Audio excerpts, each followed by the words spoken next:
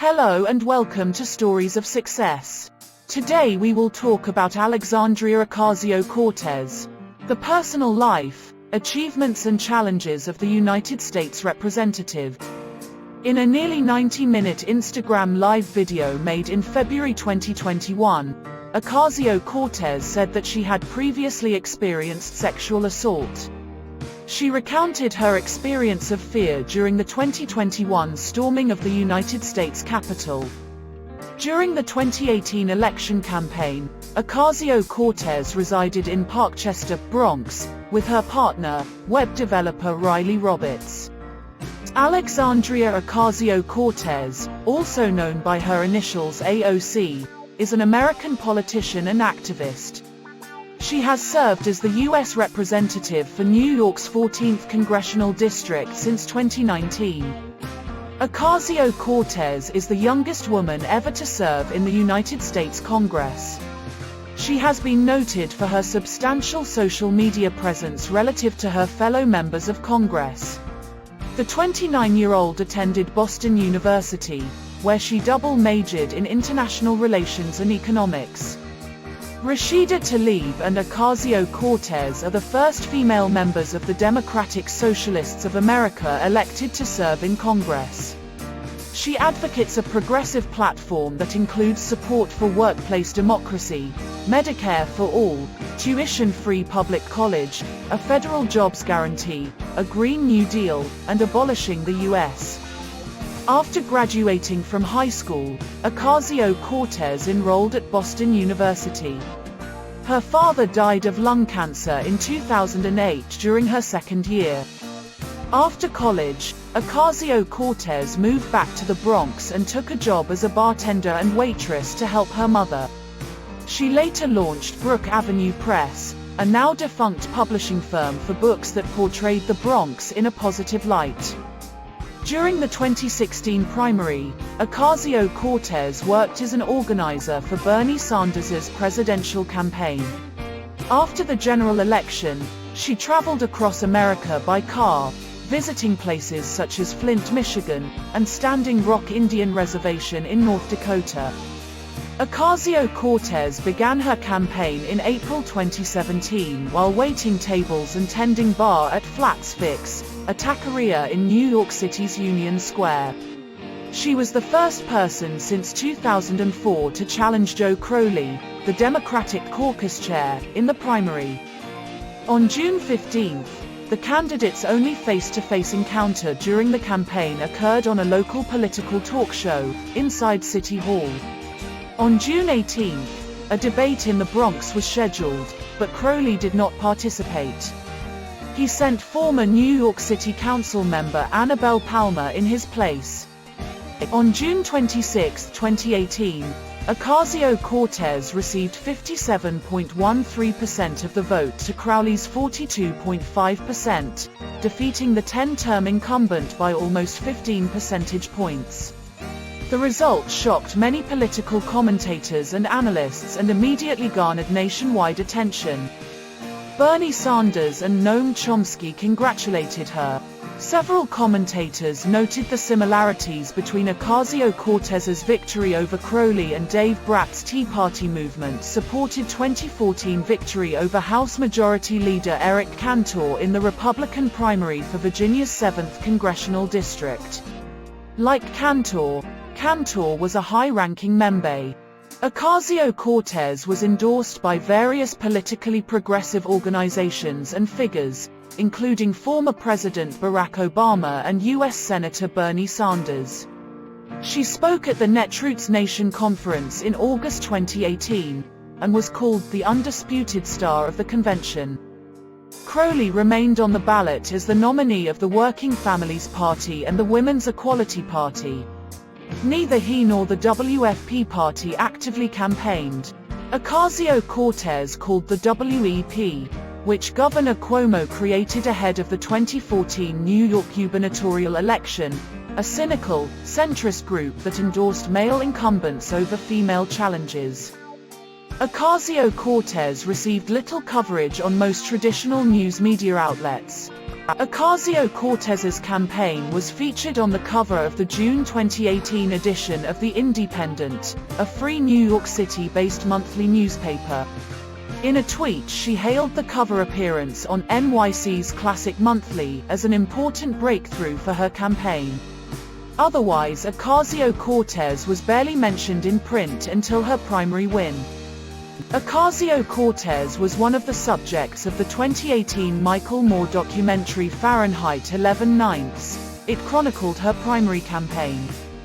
In 2020, Michelle Caruso Cabrera challenged Ocasio-Cortez in the Democratic primary. She reorganized and ran in the general election as the Serve America Movement nominee. Her Republican challengers included John Cummings, a former police officer, and Antoine Tucker, a write-in.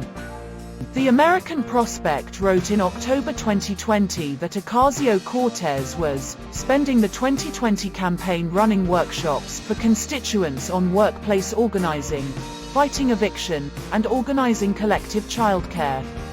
The American Prospect said the strategy decentralizes the candidate from her own campaign.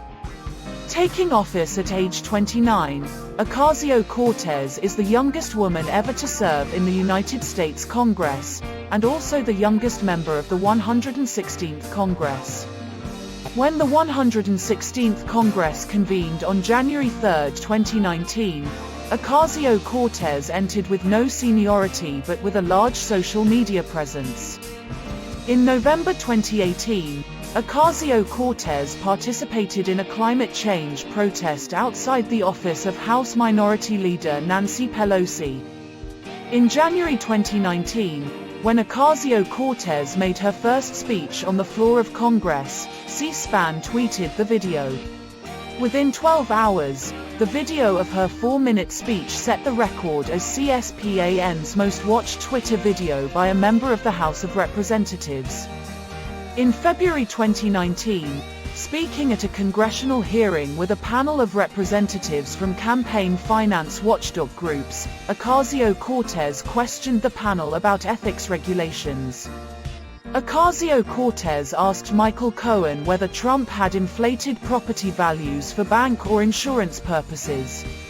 Cohen's reply implied that Trump may have committed tax and bank fraud in his personal and business tax returns, financial statements and real estate filings. In March 2019, PolitiFact reported that Ocasio-Cortez is one of the most targeted politicians for hoax claims, despite the fact that she just entered Congress as a freshman. Fake quotes attributed to her, fake photos of her, and false rumors about her have spread on social media. Ocasio-Cortez wore an organza gown emblazoned with the phrase "Tax the Rich." The dress's designer, Aurora James, also invited her boyfriend Benjamin Bronfman, the son of a billionaire. Critics rebuked her for attending an event where guests were not required to wear masks but event staff were.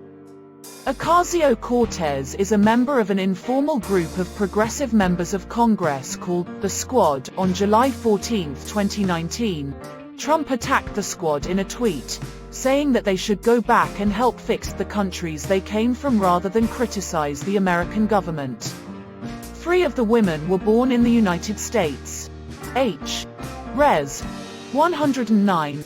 Recognizing the duty of the federal government to create a Green New Deal, the first piece of legislation authored by Ocasio-Cortez. On February 7, 2019, Ocasio-Cortez submitted her first piece of legislation, the Green New Deal, to the House. On July 20, 2020, Republican Representatives Ted Yoho and Roger Williams accosted Ocasio-Cortez on the steps of the Capitol. Yoho called her disgusting and told her, "You're out of your freaking mind," for suggesting that poverty and unemployment were driving a spike in crime in New York City. On April 15, 2021, Ocasio-Cortez and 3 other senators called a press conference to announce a bill that they have introduced.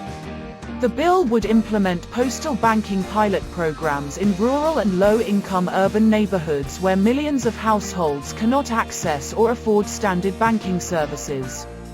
Ocasio-Cortez is a member of the Democratic Socialists of America and embraces the Democratic Socialist label as part of her political identity.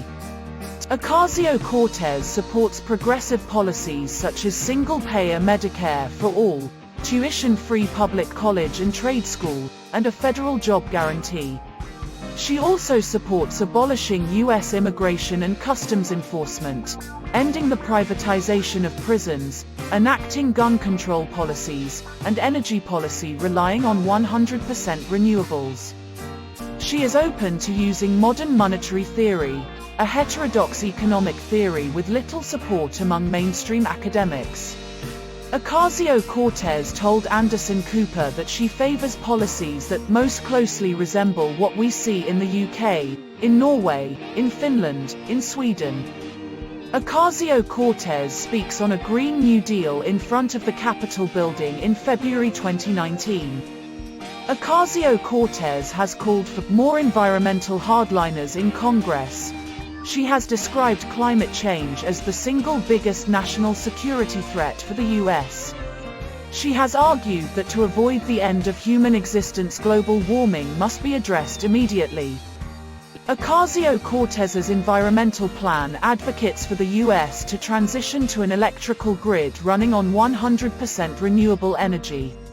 The changes, estimated to cost roughly $2.5 trillion per year, would be financed in part by higher taxes on the wealthy. Ocasio-Cortez proposed introducing a marginal tax as high as 70% on income above $10 million to pay for the Green New Deal.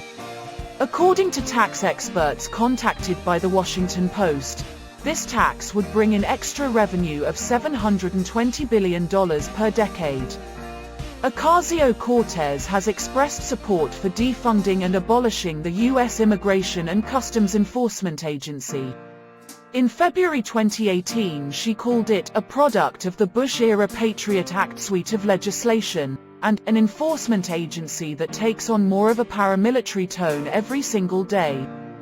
In June 2019, Ocasio-Cortez compared the detention centers for undocumented immigrants under the Trump administration at the Mexico-United States border to concentration camps.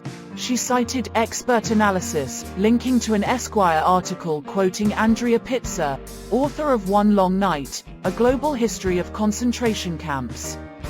In July 2019, Ocasio-Cortez visited migrant detention centers and other facilities in Texas as part of a congressional delegation to witness the border crisis firsthand. She described the conditions as horrifying. In February 2021, when the Biden administration reopened a Carrizo Springs, Texas, center to house unaccompanied migrant children, Ocasio-Cortez responded that such actions never will be okay. Ocasio-Cortez supports transitioning to a single-payer healthcare system. The Medicare for All proposal was adopted by many Democratic 2020 presidential contenders. Her campaign website says, almost every other developed nation in the world has universal healthcare. In September 2019, Ocasio-Cortez introduced an anti-poverty policy proposal that would take into account the cost of childcare, healthcare, and new necessities like internet access. The proposal would cap annual rent increases and ensure access to social welfare programs for people with convictions and undocumented immigrants. At the House Committee on Oversight and Reform on February 27, 2020, Ocasio-Cortez argued for LGBTQ equality in the context of her religious background. Ocasio-Cortez has called for solidarity with Puerto Rico. She has advocated for granting Puerto Ricans further civil rights, regardless of Puerto Rico's legal classification. She advocates for voting rights and disaster relief. She believes the federal government should increase investment in Puerto Rico. On March 18, 2021, Ocasio-Cortez, Velázquez and Senator Bob Menendez introduced a new version, the Puerto Rico Self-Determination Act of 2021, with over 70 co-sponsors in the House and 7 co-sponsors in the Senate, including one Republican. Ocasio-Cortez campaigned in favor of establishing tuition-free public colleges and trade schools. She has said she is still paying off student loans herself and wants to cancel all student debt. Ocasio-Cortez supports the Defund the Police movement. On June 28, 2018, Ocasio-Cortez told CNN she would support the impeachment of President Trump, citing Trump's alleged violations of the Emoluments Clause and saying that we have to hold everyone accountable and that no person is above that law. In late 2020, Ocasio-Cortez and Rashida Tlaib proposed a public banking bill to encourage creation of state and local public banks by giving them access to facilities from the Federal Reserve and setting national guidelines on public banking. In April 2021, Ocasio-Cortez announced a bill that she and 3 other senators have introduced to implement postal banking pilot programs in rural and low-income urban neighborhoods where millions of households cannot access or afford standard banking services. Ocasio-Cortez has been a vocal supporter of labor rights, including a $15 per hour federal minimum wage. In May 2019, she returned to bartending at the Queensboro restaurant in Jackson Heights, Queens, to promote the Raise the Wage Act. On January 20, 2021, Ocasio-Cortez skipped the inauguration of Joe Biden in order to join the 2021 Hunts Point produce market strike in the Bronx. In 2019, Ocasio-Cortez supported pay raises for Congress. Members of Congress make $174,000 annually. The Speaker makes $223,500 and House leaders make $193,400. Republican Kevin McCarthy joined her in supporting the pay raise. Ocasio-Cortez criticized the American companies Activision Blizzard and Apple for censoring pro-democracy protesters in Hong Kong. A bipartisan letter by Ocasio-Cortez and 7 other lawmakers fiercely criticized the NBA's handling of a controversy involving a tweet from Houston Rockets general manager Daryl Morey supporting pro-democracy protesters in Hong Kong. In May 2021, Ocasio-Cortez issued a statement condemning Israel's evictions of Palestinian families from their homes in Israeli-occupied East Jerusalem. Ocasio-Cortez voted to withdraw U.S. military aid for Saudi Arabia's war in Yemen. She criticized President Trump's administration for escalating tensions with Iran, saying that it would bring the country into a military conflict that is completely irresponsible. In January 2020, Ocasio-Cortez announced the formation of a PAC called Courage to Change. The PAC announced its first endorsements of progressive Democrats on February 21, 2020. Some progressive commentators criticized AOC Alexandria for having only endorsed 2 Democratic primary challenges by March 3. After the death of Ocasio-Cortez's father in 2008, her mother and grandmother moved to Florida due to financial hardship. She still has family in Puerto Rico, where her grandfather was living in a nursing home before he died in the aftermath of Hurricane Maria. In May 2021, Ocasio-Cortez said that she has been in psychotherapy to cope with the extraordinarily traumatizing 2021 United States Capitol attack. She said she did not know if was going to make it to the end of that day alive. This was a story of success about Alexandria Ocasio-Cortez. If you enjoyed this, make sure to subscribe and join us for more.